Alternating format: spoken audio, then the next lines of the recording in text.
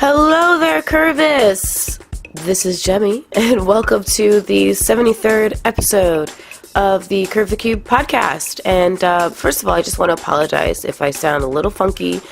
I'm dealing with a really nasty bug that is just coursing its way through my system, but I will battle through for you guys for this intro. So yeah, it's episode number 73. I'm very excited, and this episode's guest is Jamaal Visualist Clark.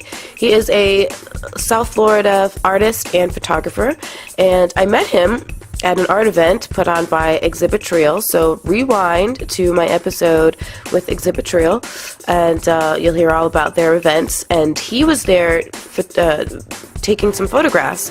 And I brought a friend of mine with me, Janice Massey, who's also been on the podcast. Rewind to her episode, number 27, I think. And, Exhibit Serials, number 69, by the way. So she and I were sitting there at this party and commenting to each other about how awesome this one painting in particular was.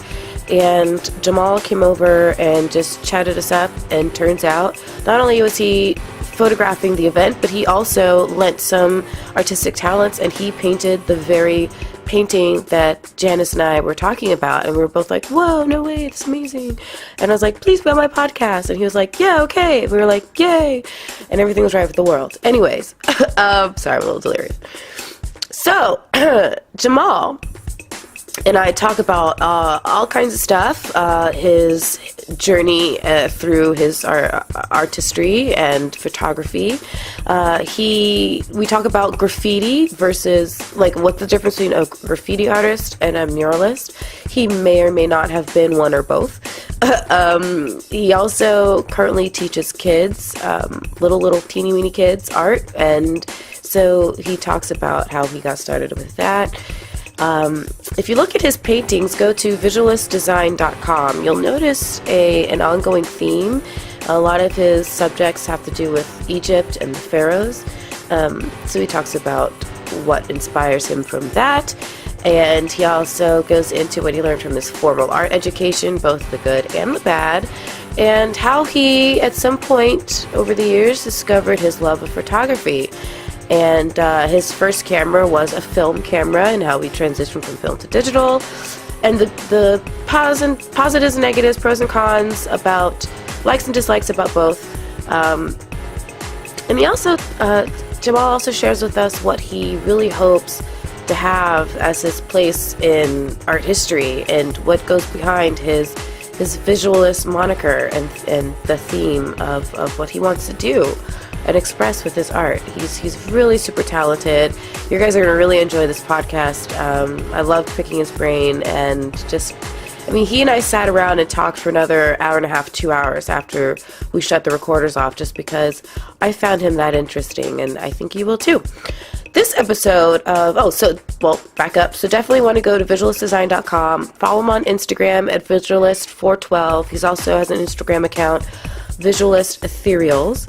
You can find him on Facebook as Visualist, as on Twitter as Visualist. So please follow and support him, and look for him at the next local art event. Okay, so this episode of Curve the Cube is sponsored by someone very special, my brother Gerard. You've heard me talk about him before. He's a super smart dude. He gives sound legal business advice. He went to some of the top schools in the country, including Harvard, including Columbia Law, and works for some of the top law firms as well. So this dude knows what the oof he's talking about. And if you reach out to him, you will not be disappointed. He has had clients in a variety of industries: financial services, music production, fashion, technology, etc., etc., etc. And he'll be happy to add you to the list and treat you not just like a consultant, but like a close personal friend. Go and you can reach out to him by phone at 786-531-9834, by email at gerard@GLESQ, which stands for Gerard Lagana Esquire. So GLESQ consulting.com, or on his Facebook page at GL Esquire Consulting. He's also on Twitter at JGerard Inc. In other words, you can't miss him. So please reach out if you have any business or legal needs. He is the man for you. Thank you again as always, to DJ John Hitta for my music beds that you're listening to right here and now. And please follow Curve the Cube everywhere on the interwebs. I list them all the time. I'll spare you this time, but basically, social media, look up Curve the Cube, and you will find us there. With that, I'll say sit back and relax, and welcome to the 73rd episode of the Curve the Cube podcast with Jamaal, Visualist, Clark. Enjoy! Curve the Cube will now initiate. Hey! You're here already. How's How's it going? Good to see you. Oh, nice strong hug. I like that. That's right. Thanks for coming and meeting me. No problem. Let me just turn these off real quick. How's your day going? Good so far. Good so far? Yeah. I love your shirt. Thanks. That is awesome. We're think already I got it recording, from so you here, can describe for the people what you're wearing. Secret Wars, Marvel Secret Wars. You familiar with the comic book world? A little bit. Yeah. A little bit. Yeah, I want to be more familiar. In fact, I was just there's a is Tate's kinda amazing. Comics. Yeah, there's a Tate's Comics right by my house, and I'm like, I need to go down there a little more often. Nice. So it's like it's all the some Spider-Man and is that the Sinister Six and Avengers and all that stuff. I think all the heroes are right here. Oh, the heroes, yeah. The villains. I want to say, it's another issue, but I actually never read this comic. My uncle used to tell me about it, but I never read it. Really? He's a comic book dude. Yeah. He got me into it. Yeah. But this is from the 70s. That looks amazing. If I'm not mistaken. Yeah, I have a plaque thing Yeah. that I have mounted in my son's bedroom. Oh, That's like an old comic book. I'm pretty sure I got it here too. too. Yeah. Those things are nice. They are very nice. They are very snatch nice. up a couple of them myself. What do you like about the comics? I mean, just the whole. It's like it's another world. Yeah. I don't want to say fairy tales, but it's like Fantasy. yeah, it's fantasy. But to me, it's like now you get to see how it would be if there were really superheroes in Right? the world, like disguise or having to go, be disguised and living amongst humans. Yeah, You kind know of what like I The mean? Incredibles. Yeah, kind of. There you go. But if you got these people that got these abilities or curses or Right, whatever however you have look at it, right. Yeah, however you look at it, and they just trying to live, but they that responsibility comes out. Is it a responsibility with great power comes great Exactly. responsibility. Yeah. But then you got the ones that they're fighting that. Right. They just want to Right. be reckless or Right. just live their Or life. on the flip side, they want to be greedy, and that's where the villains just come like in. humans. So, that's true. That's very, very true. Do you like the artwork in them too, or just the storyline? That's what got me. Really? Yeah. First time my uncle he had a stash. He was away in the army, and I was a little kid. I was probably like 5 years old. Digging around. Doug swam through his comic books, ripped up the covers, throwing them. But I'm sure he was very happy when he got home. Yeah. He's had them stashed, Right. in a trash bag, Right. And we found them and ran through them. But I actually took the time and started, sitting down, and I couldn't read at the time. But I was like, you can tell what's going on from the pictures. Totally. Yeah. Totally. So Oh, that's awesome. that's how it started for me. Yeah, I got into comic books very, very late. Like, I'm sad to say I've never seen any of the Avengers movies. I hate when I have to admit this, but I've never seen any of the Avengers movies or anything even in the realm, like Iron Man movies, none of that. Okay. The reason is because I made a commitment that's unfortunately gotten a little out of control, and that was I wanted to see all of them in order. So until I see the first, I can't see anything else. That's actually good because I seen all of them and I'm still confused. And now I'm just so far behind. I don't even know where to start. I think I seen all of them. No, that's good to see them in order. And it's you got if you got the comic book knowledge behind it, right? It kind of you can get you can start nitpicking, right, or whatever. Right. But if you got the movie knowledge now, it's like I suggest seeing them in order. The only ones I have seen are the Spider-Man ones, the original 3, and then the first 2 of the reboot ones with Andrew Garfield. Amazing and I'm a Tobey Maguire team. I like he was his a better. good Spider-Man. He was a good Yeah. Spider-Man. I don't know who's the Spider-Man now. I don't even know. It's the Morales version, right? It's the the Morales guy. It's not Peter Parker. It's like a different person. I don't even know. Because the comic book, because Spider-Man they're different universes. He got Spider-Man, Amazing Spider-Man, Right? Spectacular So Spider-Man. right. The new Spider-Man is black. Yeah, have you ever caught the Spectacular Spider-Man cartoons? They're on Saturday mornings. Were they 3D? No. 2D? But they're really, really well done. Yeah. Like, they really do a good job fleshing out the characters and giving you that duality that they all have, and showing the good and the bad, both in the villains and in the heroes, and they're just really well done. Nice, so look up Spectacular Spider-Man cartoons. I'm gonna They're look really for that. good. So. Spider-Man, he's a deep character. Yeah, he's my son's favorite, so he's totally got me as geeked out on it as he is. They got layers, just like normal Shrek. people, like a character. Yeah, it's Shrek, all of them. I just watched Shrek the other day, and he's explaining to Donkey that he's like an onion because he has layers. So that's what came to mind. I mean, hey, that's why I said they're characters. They could be real shallow, or they could have depth to them. Exactly. So, hello. It is really awesome to have you on the podcast. Thank you so much Thank for you for joining having me. me. You're definitely welcome. So you go by the professional name of Visualist. So I know on your website, and I'll read it exactly how it says. It says, a brand designed to open and influence all minds, to see, to envision, to visualize, from mind to physical composition. Can you elaborate? Well, first, like that was written. I got my bio from a couple years ago, and the name Visualist, it's intended to keep growing. Basically, it's not a definite definition for it. It's I created the name, brought it into existence through like my peers and where I was at in my life at the time. Is college years, being real creative, being surrounded by creative minds and everything. And the Visualist stemmed from one of my favorite lyricists, rappers, AZ.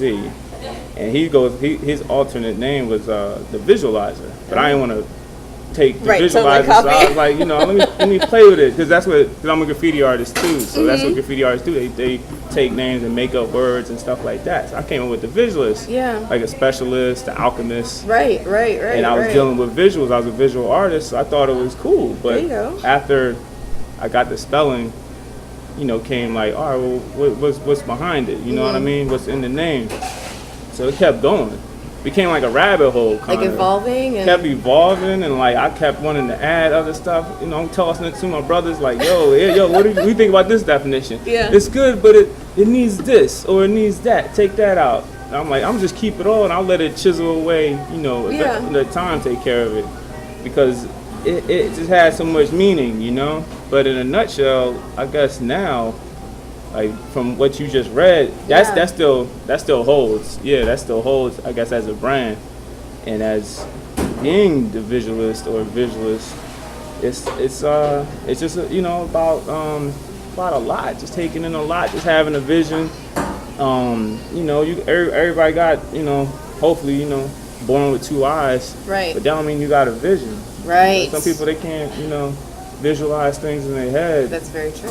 But then but even fewer can then translate it onto a medium that other people can see. And it goes beyond just the art, It could be with anything. Anybody can be a visualist. That's like, that's my goal with the word itself. I wanted to, when I'm gone, I want the word to live on, like people to take it on, but, take on that responsibility too with it. You know what I mean? Yeah. So I'll be the first, from what I know. Well, you could consider, my influence visualist too. But I want, I guess I'll be the first visualist. But I want to stand. That's my mark. I want to leave behind. You know, 100 years from now, dig up the word. Yo, visualist. Oh, is this dude? And he was connected with these people. Right. Do that. That's what I'm hoping will happen. Right. But not to go on a rant. No. I love tangents. Well, okay. But like, it deals with a lot of internal to external to internal. Yeah. But for me, it begins on the inside. I study or read up on a lot of different philosophies, different people I admire. Like who? Currently, well, from I guess modern day now, they're still alive, walking and breathing, and Right, they're healthy. right. The RZA from Wu-Tang Clan. There you go. Like, to me, like, you know, he's a visualist. Nas is a visualist. Yes.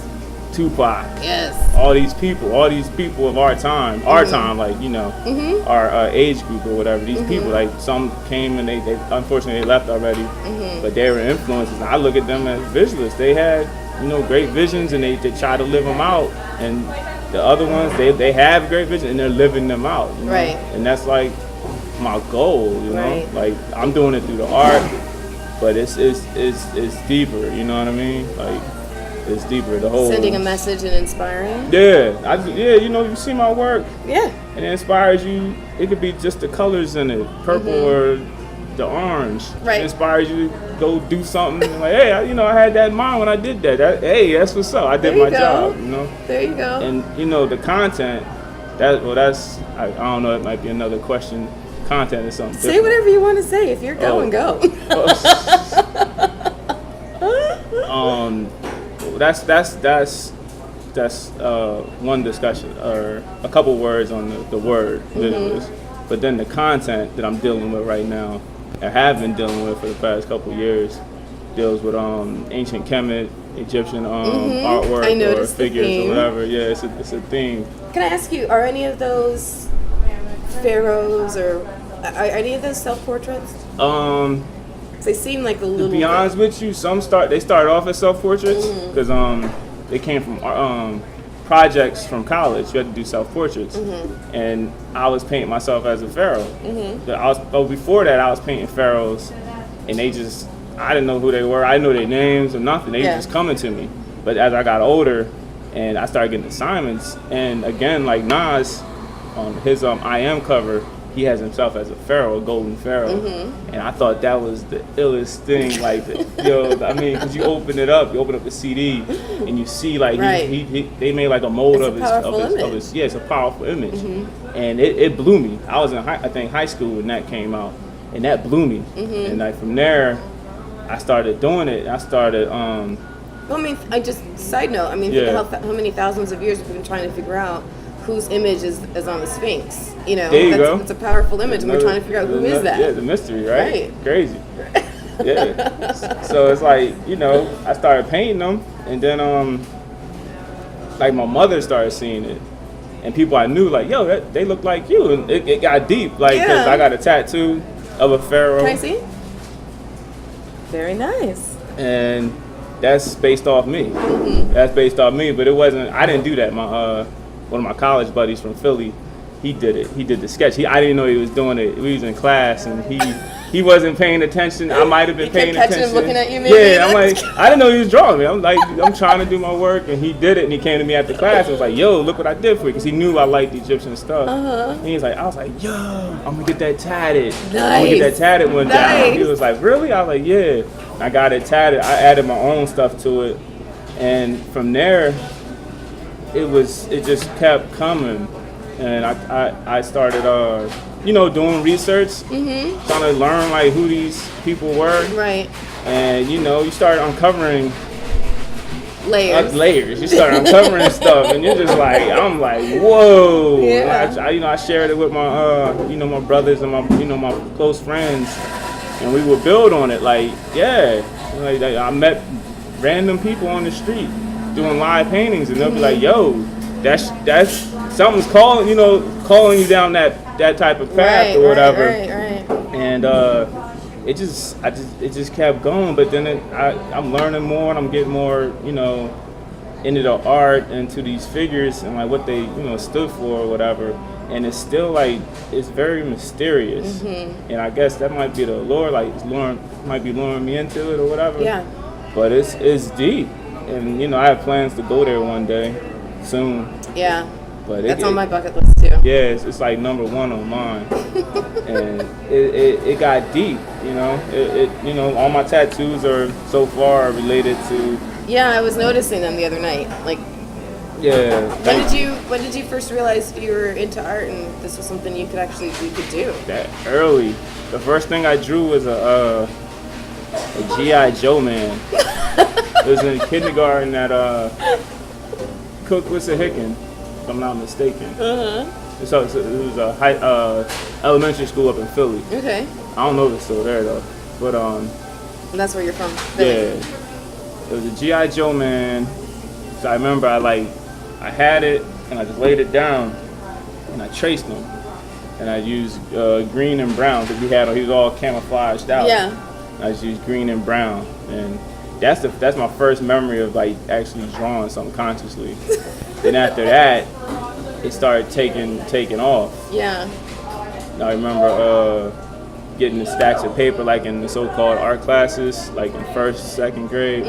I do the same thing now with my students. Just give them a stack of paper, just let them do whatever, just let them go buck. I remember like other, my classmates, we would just draw and add on. We had like an assembly line, we didn't even realize no way. it. Yeah, like, pass here, draw the fire, draw the ladder. It was like craziness. But we were kids, just being creative. And then my mom, she nurtured it, She still don't understand it, but she saw her son had this interest, and she just found me all these art classes. Nice. Every weekend I was in an art class, after school classes. Yeah. That went from elementary to Good way to keep you junior busy. high. Yeah, it kept me busy, kept me out of trouble. And focused on something positive. Exactly. It kept me out of trouble, and I thank her for being that type of parent. Sure. So then you ended up going to college for art, or? Yes. I went to I started off at the University of Arts in Philly. Okay. It's on Broad Street, and that was an experience. I mean, if college ain't an Your experience, smile and your look are very interesting, like you're remembering something. yeah, it shaped me to the type of person I am and the type of artist I'm becoming or whatever. It's because I don't know, a lot of people don't know about that school, but it's a good school. I have nothing bad to say about it. I guess it just wasn't for me at the time. I wasn't ready for that. They refer to their teachers as master teachers. Really? And they're master teachers. And you know what I mean? If you got somebody who likes art, but ain't really planning on pursuing it, they don't know. Right. They may not make it through. Was it intimidating? It was super intimidating. Oh. I'm telling you, there's no lie. One of my professors is a German lady, short German lady. She act and look just like the lady from The Incredibles. No With way. the short No gray way. hair, and she was short. She's about That's that my height. favorite character in the movie, by the Yeah, way. and she had an accent just like her. No way. I swear to God. No way. Swear to God. I had her for I think it was 2D design, but it was like some boot camp shit. Like, can I curse? Yeah, you can say whatever. It was like some boot camp shit. Like she was, because I don't know if you know what a horse is. Other than the animal? Yeah, it's another horse. It's like a wooden chair. This design so you can leave your sketchbook on, and you gotta sit straight. So we had those, and she would go around No way. back straight. No way. Yeah. And these classes were 6 hours long. Oh my gosh. So it's like if you get a break, go get your snack from the vending machine. Yeah. You late, they lock the door on you, straight up. It was crazy. So it was wild. art plus massive amounts of discipline. A lot of discipline. Yeah. A lot of discipline. The things we had to do, like the color mixing, like you mixing colors, you would never this is pink, right? We had to make 20 shades of it, straight up, and you had to you sitting there mixing the colors, and it's gouache paint I think we had to use. And you had to get it approved, every color. You had to get up, oh my go gosh, and get it approved, and she'd be go back. That's not blue enough, Oh my gosh. This go back. That's not green enough. Oh my That's minty gosh. green. It's not leafy green. Straight up. And it was just it. Do you think that took away from the creativity a little bit? That's a good question actually, because for one, all right, for myself, and I noticed it with other students, the first year is foundation, right? You go through these classes, these disciplinary classes, so to speak, art disciplinary classes, if that's even a word. But you go through these classes and then you start your major. So it's kind of a boot camp. Yeah. It's seeing who's gonna last. Right. Get them out of here before we even start with them, for real. But I noticed like the first year, like, you know, you come in, you meeting people, you out on the steps chilling, and everybody got their sketchbook, and you're seeing how their art is before school started. Right. But then after the first winter break, you start noticing you drawing different, like extremely different. Real different. Technical, and your style is different.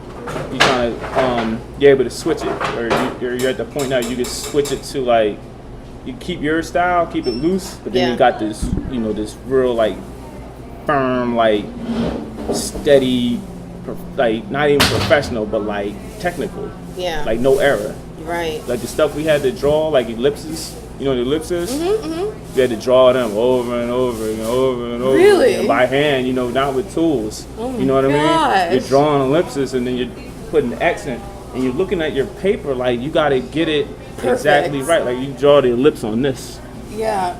And then you had to draw like the extended lines, and everything had to be perfect. And this is by hand, just hand and eye. Oh my gosh. Stuff like that. That sounds more like an architecture course than an art course. Yeah, without the tools. That's just one of the classes. Jeez. The other classes was typography class. It was interesting. What do you think is the best thing that you did learn though from that time? I guess like being able to take the criticism, because you had to go up against a panel of master art teachers, professional graphic designers. Oh my god. They were professionals in their field. Some of them made millions of dollars, but they returned back to teaching, and they would literally shit on your work. Like seriously, like, it was like what would they say? Like what were some of the things that they said? Just some. I mean, oh my gosh. I didn't get to witness, because they do it. You know, it's like a job interview. Yeah. Like your finals, you go in, you dress up, you wear a suit, you go in there, and line up your work, and they're all there. First of all, having to wear a suit seems so against the grain of what an artist. It just doesn't seem to fit. You had to dress up, wear a tie and stuff. It was wild, because they were, you know, I guess prepping you for what you would face out in the world. Yeah. You know, based on their experiences or whatever, which was good. Yeah. But at the time, you got these, you know, 18, 19-year-old kids. They thought, you know, where they come from, they did shit with their art. Right. I didn't hear that. And in other words, you got a lot of impatient ones that they wanted to start their major. You know, not going through foundation. We were building sculptures with pink styrofoam. Crazy. Because I mean, you were talking about drawing an ellipsis. It's like. That, to me, you draw one, it has to be perfect, and everybody's is the same. And again, it goes back to, but artists are trying to be different. Yeah, that would be so frustrating, I think. That's just one class. You had like different classes. You had 2D, I had typography, 3D is where we built stuff with pink styrofoam, huge heads, and huge like blowouts, like shit you see in a parade or something. Really? Yeah, like they really pushed you outside of your comfort zone. Yeah. Like, well, that's good. They kicked you outside your comfort zone. You know what I mean? Don't come back till you're ready. It was like, it was wild. I'm like, you start, and then for myself, it was, I had to commute back and forth to the school from where I lived at in the suburbs, and that wasn't too pleasant. Like how long of a commute did you have to take? Probably like 2 to 3 hours. What? Yeah. Every day? Just about, yeah. Dang. Yeah. Had class from what I remember, like Monday through Friday. And like some semesters I might have like 1 day off during the week or whatever. It was a challenge, Oh my gosh, that sounds like a challenge. Out there, it snows up in Philly. How did you end up down here? I think after my junior year, like I said, I was, a young college student. I still went out, hung out with friends. Right. I had a girlfriend at the time. my grades weren't where they should have been. So I was getting grants. Yeah. Once your grades start slipping, they take away the money. Right. And then my mother, she moved down here, and my younger brother moved down here, and it was like it just made sense for me to move down after 3 years at that school. Mm-hmm. And I came down here and went to the Art Institute. That's a whole other beast. Yeah. That's a whole other beast. What was that like for you? Because I've talked to a couple artists who've been there. Man, like I said, I only speak for me. Yeah. But it was a lot of ups and downs, like literally, because I met like some of the like lifelong friends at the school, most interesting people. Right. That they're my best friends now. Out of the country, they weren't, American, like New York, all people from all over. Nice network of friends. Right. But the school itself, it's an institute. Like it's not. To me, it wasn't set up to. It's set up like a business. You were a number, and they were like.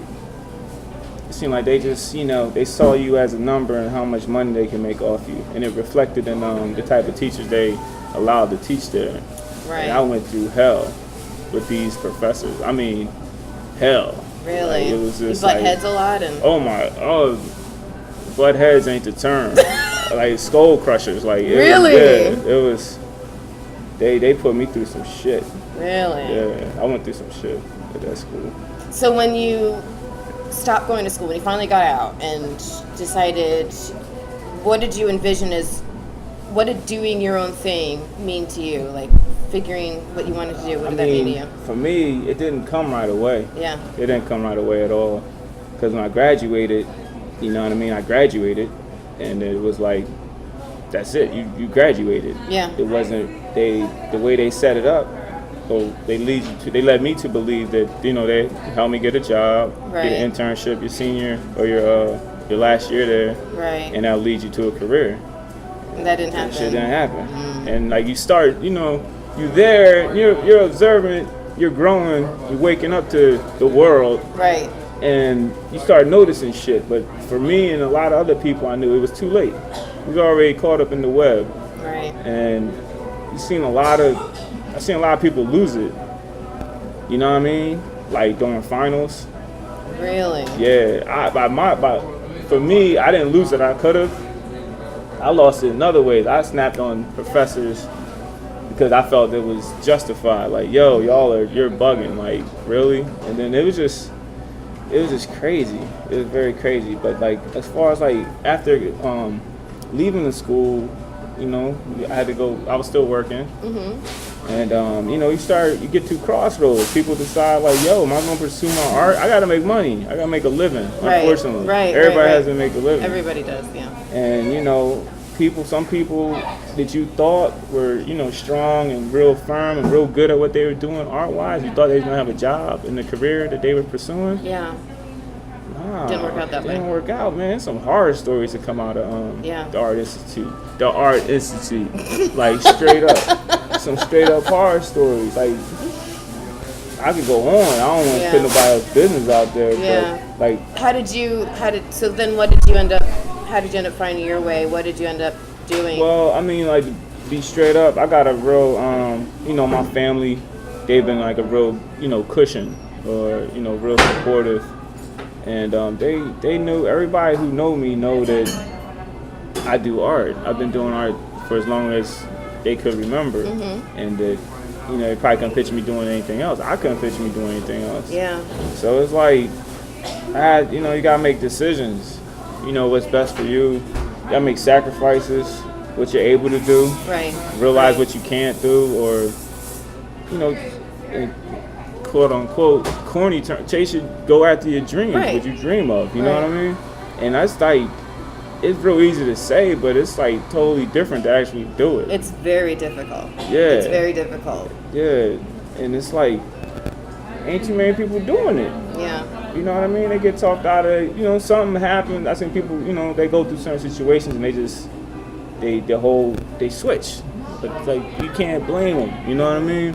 But then when you see people actually pursuing it, like that's nothing but inspiration. Like, they did it, why can't I? Right, So, right. But Which is the whole theme of my podcast, is that somebody's made it doing XYZ, pursuing their passion. Like, I want to find out how, but at the same time, it is very risky, and that's just the reality of it. So even if you can't do it full time and make it, quote unquote, make it in that way, at least make sure you're still doing what you love, even if it's just on a hobby level. Like, you need to do what you love, because too many people get caught in a rut where they get so focused on the reality of needing to make that living and think that it's too big of a struggle to do what they really love, and I get that, but then they forget about doing what they love altogether, and that's what I'm trying to keep people from doing. Like, there still needs to be a part of you that honors what you truly love and what you really want to do, and so even if it's part-time or a hobby or whatever, you know, there needs to be something. Like, you know, how we met was I went to the exhibit trail, and we were taking photographs and stuff like that, and it's great to see all these people, all these great artists who are local, even though some of them are doing it full-time and some of them are doing it on the side, and, you know, what have you, they're different levels. Like, they still can all get together and share in their love of art in the community, and support each other. You know, it's important that people still honor that part of them. That's great. I just, you know, like to see it more. Yeah, I agree. I agree. My concern is, like, sounds, I guess, corny or some Professor X type stuff, but the future, you know what I'm saying? Like, these kids, you know? Well, so how do you, so you're teaching kids now, right? Tell us about that. How did that start, and what do you do?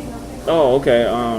The kids. Yeah, I started officially, you know, I guess, being brought in as an art teacher to the kids, and, you know, being paid for it. I believe it was I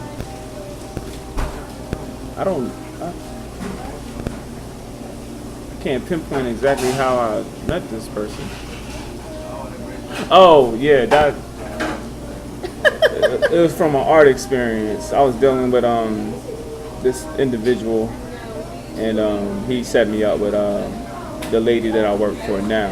That's basically a daycare that has a program, after school program for kids, little kids. I'm talking like kindergarten to 6th grade.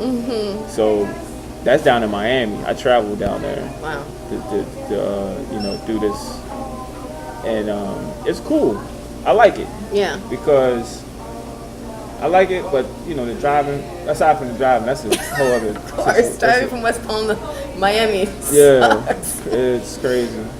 But back to how I got into it. Yeah, you know, she sat me down and told me what it was about, and I wanted to do it. Yeah. You know, I never got in front of little kids and had them all, you know, looking for me for whatever. Right. I never did it. I knew I wanted to get my feet wet, and so I took the job, and I'm still doing it now. What do you like about it? Just to see these little kids just be creative, you know what I mean? Because it ain't gonna last forever. Right. I mean, right. You know what I mean? Well, you hope it does, but there's so many other things that come in. You start, you know, because you never know. Like, something I do or show them might spark 1 out of 30 of them. You know what I mean? To carry on and be an artist and take that,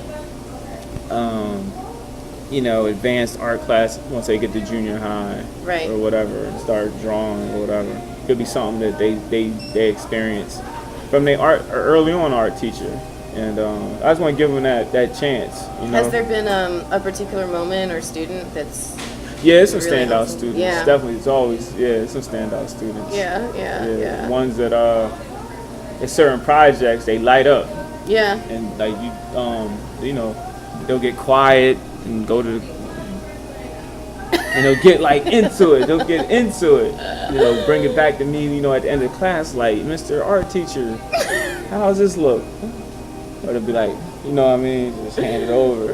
Yeah. And I'll look at it and like, hey, this is very creative, you know, why do you like this color? Because it's you know, the sky is blue and I made it blue, and, you know, stuff like that. But they're you know, the kids I have, they taught me a lot. What did they teach you? Like the one Santiago. he's a young kid. I might be like fifth grader or whatever. First day, like, hey, how you doing? Real polite, ran up to me, shook my hand, and I was like, he's like, hey, I'm Santiago. He's like, if you need help with anything, just let me know. I'm like, I was like, all right, yeah, you do my little helper. Thank you.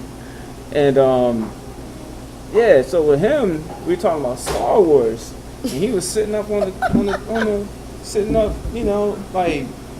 He knew everything. Yeah. He's breaking down the colors, why they use different color lightsabers and everything.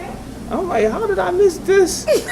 And you know all this. And he's just breaking it down. He was like, yeah, Mr. Jamaal, they use you know, the purple lightsaber. I'm like, purple? They got purple? Like, I didn't notice the purple ones. He named all the colors. He knew all the different stormtroopers and why they like that. And there's different levels to this. Right. And I'm like, wow. I was like, this kid. It's teaching me something because I'm in this Star Wars and it's like, you know, it's a generational type movie. So I'm seeing how they're grabbing because all the kids liked it and they're listening to him. They're like, no, they're debating back and forth. He's like, this is this one. It's not that one. And I'm just like, all right. Don't mess with the Star Wars encyclopedia named that's Santiago. What it was. It's like a little encyclopedia for Star Wars, but. What have they taught you about yourself or about you as an artist? Have they taught something to you? Just like that, you know, you can never stop learning. Yeah. You know what I mean? You can learn from anybody. Yeah. Anything. Yeah, that's true. That's true. And I learn from them like every time I go down there. Mm-hmm. These I call them little people. I mean, they're just little people. They are. In every sense, they're just a smaller version of it, but they got so much more to offer. Like they're the future. They have such bright imaginations. All everywhere. And I'm like, I get lost. I'm like, where are we at today, yo? You know, it'd be wild. It'd be wild. I have been spray painting and all types of stuff. Yeah, I was gonna ask you. You mentioned you do graffiti, like illegal graffiti, or. Most graffiti you see now that's appealing is legal. Yeah. I know a lot of buildings offer up their side for do a whole mural and something like that. Yeah. Like that's now. It's 2016. When I was growing up, I did it illegal, but I tell, you know, fellow graffiti writers, everybody, I never made it to that level, to that point, because there's major risk in that lifestyle. Yeah. But I have like the utmost respect for it, and I think it's amazing what these artists do with that medium, the graffiti, and it's a lifestyle, it's a culture. But most of it's legal now when you see it. Yeah, so whenever I see someone who does like a really beautiful mural or graffiti piece, what have you, I can't help but wonder, because at some point that's going to get painted over. Yeah. Isn't there a party that thinks that kind of sucks? Like that's the thing. I know it's going to get painted over, but I'm still going. I invested 20 hours in this thing. Definitely, most definitely. But it's like, if you look at like a graffiti artist and a muralist, two different things to the core. Most muralists are graffiti writers, but if you look at a straight up graffiti writer from the 80s, 70s, 90s, that's part of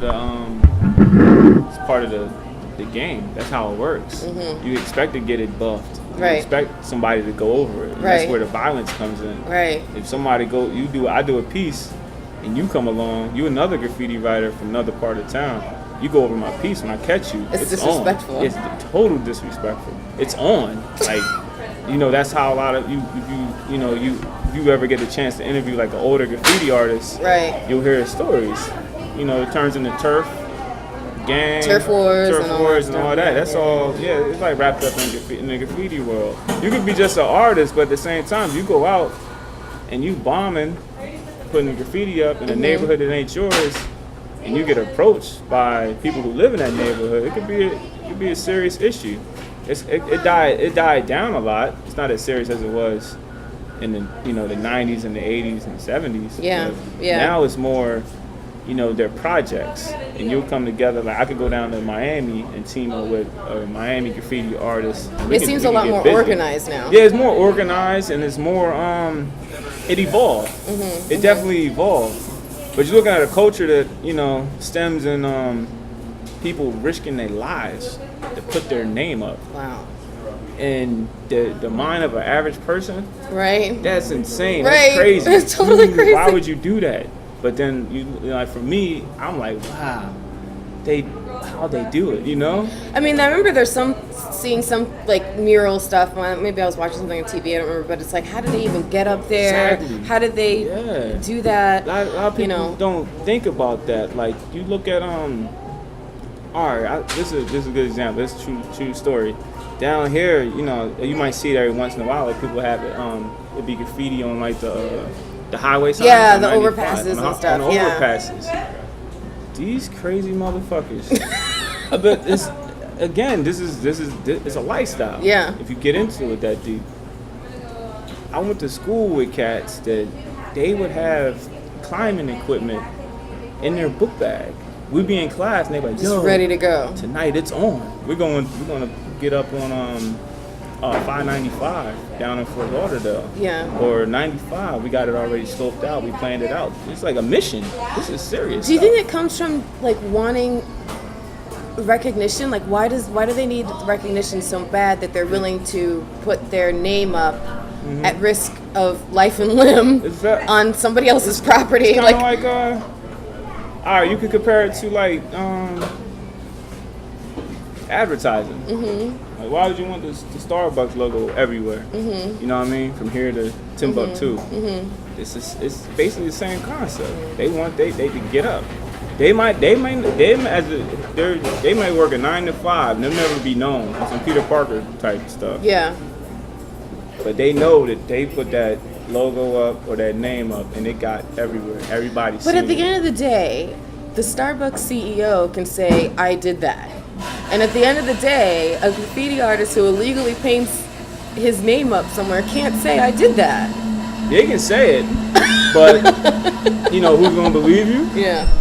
Yeah. Do you have proof, or do you want to remain anonymous? Right. You know what I mean? Right. These things like. These are things that drive, your graffiti artists. Yeah. Or at least the ones of the not so far past. You know what I mean? The last generation. I'm not too sure about this generation. So, do you think a graffiti artist from the past can evolve into a muralist? Hell yeah. Is that what's happening with you? That's what you're seeing now. Yeah. With me, because I still don't really label myself a graffiti artist. I don't feel like I put in the work, so to speak, because there's levels to it. I don't feel like I put in the work. Like on paper, I'm nice, I'm comfortable. On walls, I'm still etching. Like I need practice. But I know graffiti artists. Actually, my tattoo artist, he's a graffiti artist. He's from that era. He went through the mud. He put in the work, and now he's a successful graphic designer. Tattoo artist, and a successful muralist. He gets called to do murals all the time. And, he gets to take his time and put the work in instead of having a rush, look over your shoulder. Like it's different. Climbing equipment all the time. A lot of old graffiti artists basically like wised up. You know what I mean? But you still got it's an ongoing. Yeah. You're always gonna have that generation that's gonna come up in graffiti and stick to the guns for at least a little while. Yeah. Then they'll just decide not to do it. They might get arrested a couple times. Right. They'll wise up. But the actual art form, it has a history, and a lot of people don't take the time to like really take it in. They just want the glamorous part. Right. You know what I mean? The finished piece. How do you even get to know the history of I graffiti mean, art, the good thing is you got people that have very thoroughly documented it, through the years. Really? Okay. Yeah, you got documentaries now. One that I tell people to watch is Style Wars. Style Wars. All right. And it's about 90 minutes. It's from the 80s. It basically breaks down graffiti and those principles still apply to this day. Yeah. They need to make a part 2 to like start talking about what's going on now. You know what I mean? Mm-hmm. But it's being well documented. You know, everything on Facebook. Okay. You know what I mean? Okay. It's documented. It's being documented correctly. It's been documented correctly. But we hear from the mouths of these writers, because a lot of them are my age or older now. Like the ones that I look up to, whatever. They got some ill stories to tell. Mm-hmm. Some real ill stories. So when you are painting, well, actually, I don't want to forget to talk about this. Can we skip that question for now?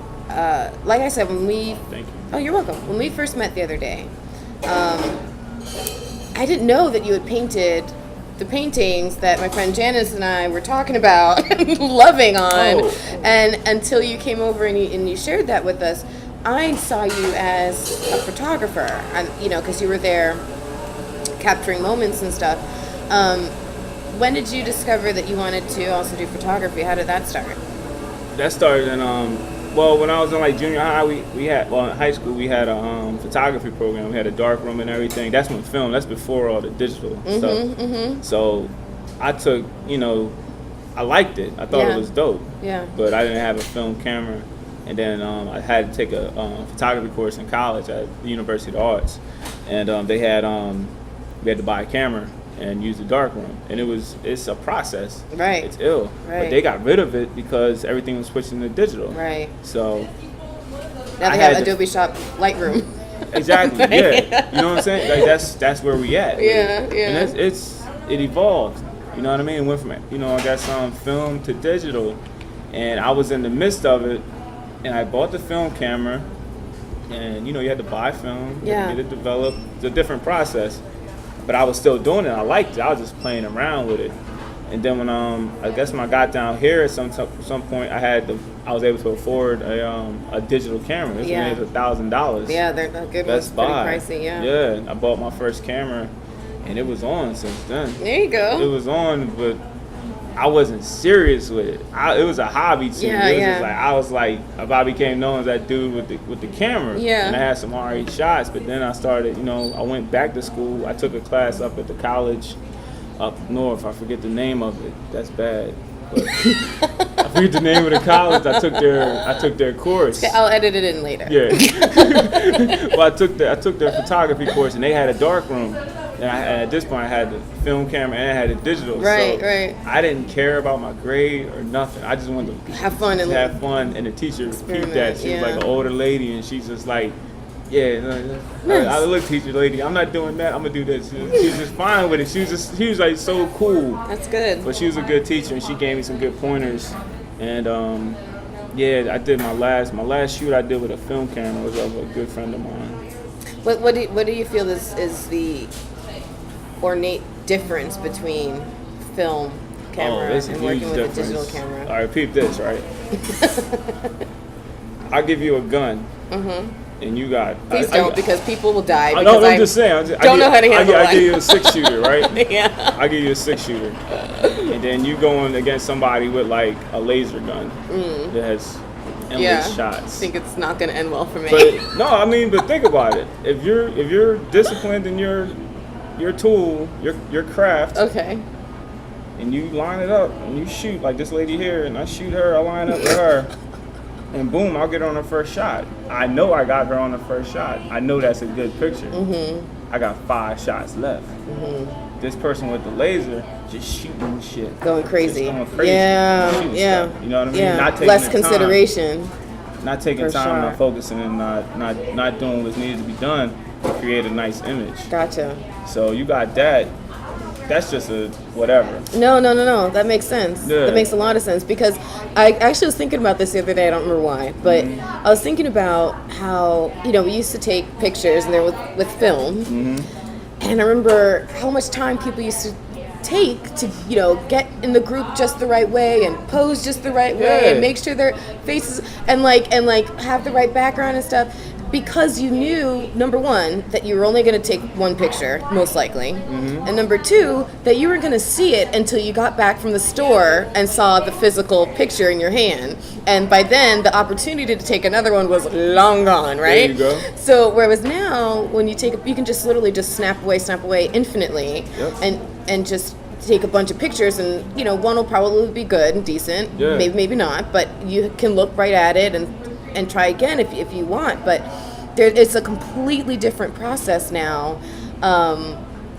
You're thinking about the era of the Polaroid. Yeah. Even that was like kind of sandwiched in between, because at least you could see it right away and then still take another one if you wanted, but you're still using up film, and it's finite, So it's very different. I get your point. Film, I get your you point. had to pay for the film. Right. You had to pay for it to get developed. Right. To the darkroom. Right. And then half the pictures would be completely shitty, and you're and sometimes it'd be funny. It'd be. I miss the time of the really, really funny photo, because people are too busy making things so perfect now. Yeah, it's different. It's different, and a lot of people they don't know like the film, what goes into a film, camera, or that whole process, because you got the developing process and you got the actual taking your time with the taking the pictures, because you're limited. You only have 24 exposures. Right. When you film digitally though, do you film in RAW or in JPEG? That's a good question. Honestly, I got these photo techs. These guys that I'm real cool with, real good dudes, and I started hanging out with them, and they're very, very technical, smart guys. And these dudes, they're like, I asked them, I'm like, cause like they were there, they admire my work, I admire their work, and we're like trading ideas. Like, how do y'all shoot raw though? I didn't see the importance. Like, right, raw, right. And they're like, cause this, and this. They basically pulled out a chart, just blah blah blah blah. I'm sitting there watching. I'm like, I need a simpler answer. And then they're like, and then my one boy, he was just like, yo, trust me, just shoot me raw, bro.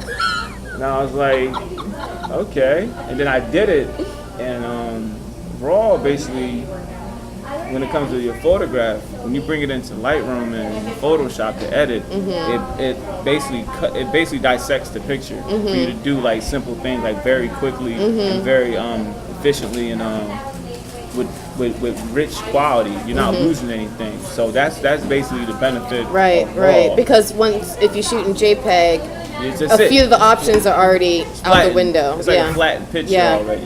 You can still manipulate it in your photo editing, but some of the very basic stuff you no longer have an option. It starts looking unnatural. Right. You start getting like pixelation and things of that nature. And with RAW, you can, I can make this look like the sun is out when it's not. It's just it's overcast or whatever. And that's that in a nutshell to me. That's the benefit of RAW. There's many other things you can do with RAW files that you can't do with a JPEG. Right. Yeah, and it takes up more space. Yeah, that's true. That's true. Yeah. What's because when I was looking at your photography, I noticed, you've done weddings and events like concerts and stuff, and you also have photographed people in like beach scenes and other kind of natural backgrounds, and you have like urban settings and stuff. What's your favorite type of photo shoot to do? Nice question. I like just natural. Just natural, like, what I mean? If I do a photo shoot with somebody and if I call the shoot or they call me to do this shoot, I just like it to be natural lighting, and natural surroundings. Then we're in South Florida, so naturally I'm attracted to the beach, and these tropical settings that you don't get up north. You know what I mean? But at the same time, sometimes I'll be like, dying for urban, landscape for the background. But I just like natural scenes. I try to with my work, I try to capture. I'll try and pick their brain, whoever I'm shooting, and just try and get a little bit of them in there. You know what I mean? Like, I don't know if you've seen it. One of the shots I did, it's a girl. She got little corny angel wings on. Yeah, I did see that. Yeah, so with her, that's her name. Her name's Loose Angel. Oh, okay. Means light angel. Mm-hmm. And that's my homegirl, and I know her. Mm-hmm. And I was sitting there, I was like, yeah, let me shoot you. Like, you should take some pictures. I said, all right, what should I wear? White top and whatever else. And she's like, I got these jeans I like with all these holes in it. Mm-hmm. Perfect, because she has like tattoos all over her body, but she didn't want to show them or whatever. And I'm like, perfect. I'll make that work. Mm-hmm. I'll use whatever light we got, and we'll go in. And that's just how I like to shoot. I like natural lighting and get the subject and like kind of incorporation with the surrounding. Yeah. You know what I mean? Yeah. And I try to like dress it up a little bit. I'm not too big on makeup and the wardrobe and all that. I'm not opposed to it either. If it's there, if it's available, I'll use it. But for me, it's more of a connection between the photographer and the subject, and Gotcha. Kind of like the background is like the finishing touch. You know what I mean? Mm-hmm. But yeah, that's what I like to do. If you could only do one the rest of your life, what would you choose? Painting or photography? Damn. I feel like it's the. That's rough. I don't even. That's a. Choose wisely. That's rough. I go back and forth as it is. Yeah. Like, I'll just drop one and pick up the other. Yeah. And that kind of symbolizes my whole makeup, my tattoos and everything. Yeah. The balance. But if I didn't have that balance, damn. I don't know. I might. Damn. I'm not going to decide. Not gonna decide. Nah, I'm not going to decide. I'm not going to decide. It's too. I'm too young for that decision. I am. It's like, I respect that. I fly with both of them. It's like, this my camera, this my pencil. Yeah. Well, I kind of giggled a little bit after I looked at the picture I took of you the other day, because, there you were standing next to your painting, and then you had two cameras around your neck. Yeah. I mean, I wonder who else would peep that. Like, if anyone else noticed that. I noticed it, when you were taking it, because one camera wasn't mine, but I was like, all right, it's whatever. It works. But yeah, that wow, yeah. That's my whole makeup. A lot of balance, I guess. Yeah. So as we start to kind of wrap up the podcast, is there anything that you feel that we haven't covered that you wanted to share? I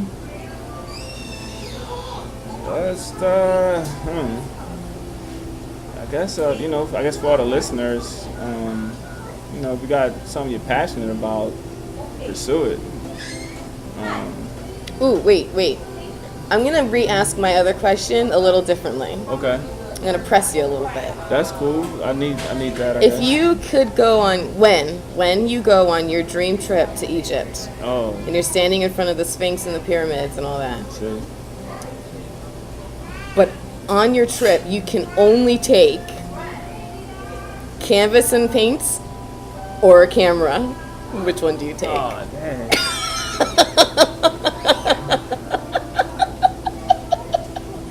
How do you capture it? For that, I'm gonna have to say camera. Yeah. Because more practical. I'll be able to transfer it into so many other things. Yeah. And it'd be like, it'd definitely be a mental stain on me. Yeah. Visually. Yeah. So, but I say the camera, and so I could prove I was there. Makes sense. I'll make art from that. So many paintings are gonna come from this trip. It's gonna be crazy. Oh, that's great. I can't wait to see them. So much artwork. I interrupted you. You were giving a message to my listeners. Just to the listeners, passionate people. I don't know if all your listeners are artists or. No, they're a wide variety. That's good. That's even better. Yeah, if you're passionate about whatever it is you do, do it with passion. There you go. Keep doing it. Don't be afraid to chase your dreams. Don't ever let nobody tell you can't do something, especially if they ain't doing shit. That's the quote of the day. Just stay true to yourself. There Stay you true go. to yourself. There And, you go. can't nothing nothing break you, you know, if you true to yourself, I think. Yeah. It's hard, I ain't gonna lie, ain't nothing easy. Yeah. This is not easy. Yeah. Not easy. Yeah. But if you want it that bad, you know, you'll make it work. Very good. Do you want to sign off the podcast for me? It's very easy. All you do. Okay, I'm listening. However you feel like introducing yourself, what do you want to say, Visualist or Jamaal Clark, whatever you want to say. This is Jamaal Clark, and you've been listening to Curve the Cube. So however you want to say that. Okay, this is Jamaal Clark, Visualist, listening to Curve the Cube. Yeah, there you go. Yeah. High five. All right. Very good. It's a high power. It's a high power right there. Great job, great job. Thank you so much for doing this. No problem. Yay. It's like cool. You have successfully curved the cube.